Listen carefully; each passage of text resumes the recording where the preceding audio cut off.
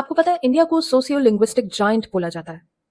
और ये जो लोग आपस में लड़ रहे हैं, एक दूसरे को पीट रहे हैं अपनी खुद की भाषा बुलवाने के लिए, इनको शायद पता ही नहीं है कि 2011 के सेंसस के अकॉर्डिंगली इंडिया के पास अराउंड 121 लैंग्वेजेस हैं और 270 मदर टंग्स हैं, मदर लैंग्वेजेस। और इस सेंसस के अंदर वो हजारों डायलेक्ट तो एडेड भी नहीं है जो हर 500 मीटर की दूरी पे बदल जाती है। इंडियन कॉन्स्टिट्यूशन का 8th शेड्यूल 22 लैंग्वेजेस को ऑफिशियल रिकग्निशन और सपोर्ट देता है। इनफैक्ट तमिल, तेलुगु, कन्नड़, मलयालम, संस्कृत और उड़िया इन 6 लैंग्वेजेस को भारत की सरकार ने क्लासिकल लैंग्वेज का स्टेटस दिया हुआ है। 2024 में असमीज, बंगाली, मराठी, पाली और प्राकृत को भी क्लासिकल लैंग्वेज का और ये स्टेटस ऐसे ही मिल नहीं गया दिया, था।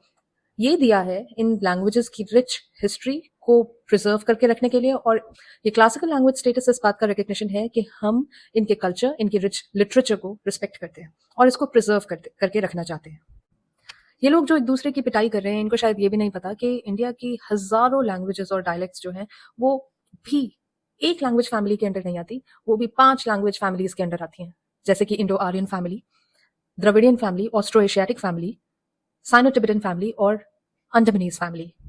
इनफैक्ट हमारे कॉन्स्टिट्यूशन का आर्टिकल 30 जो कि एक फंडामेंटल राइट है, वो हमारी रिलीजियस और लिंग्विस्टिक माइनॉरिटीज को ये हक देता है कि वो एजुकेशनल इंस्टीट्यूट को एस्टैब्लिश और एडमिनिस्टर कर सकता है।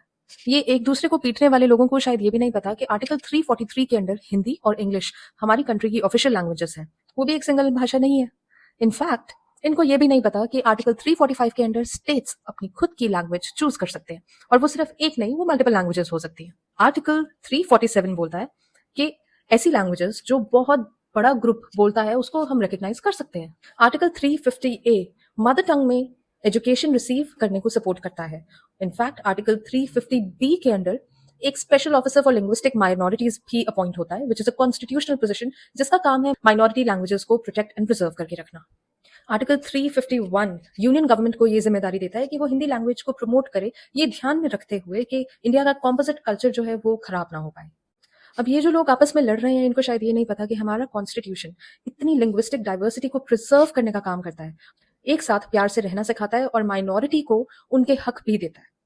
दूसरा बहुत बड़ा नुकसान जो हम एक दूसरे के ऊपर अपनी लैंग्वेज थोपने पे कर रहे हैं, वो ये है कि हम इंडिया की डाइवर्स लिटरेचर से इग्नोरेंट रह जाएंगे। कभी कर्नाटका के इंसान को वारिस शाह ने क्या लिखा वो नहीं पता चल पाएगा अगर वो इतना रिजिड रहेगा। एक पंजाबी कभी ये नहीं पढ़ेगा कि मनी मेकलई में क्या था, संगम एरा का लिटरेचर क्या था। अपनी कॉग्निटिव कैपेसिटी को बढ़ाने के लिए ही सही हमें लैंग्वेज जो कि सिर्फ एक मीन्स ऑफ कम्युनिकेशन है, उस पर लड़ना छोड़ देना चाहिए।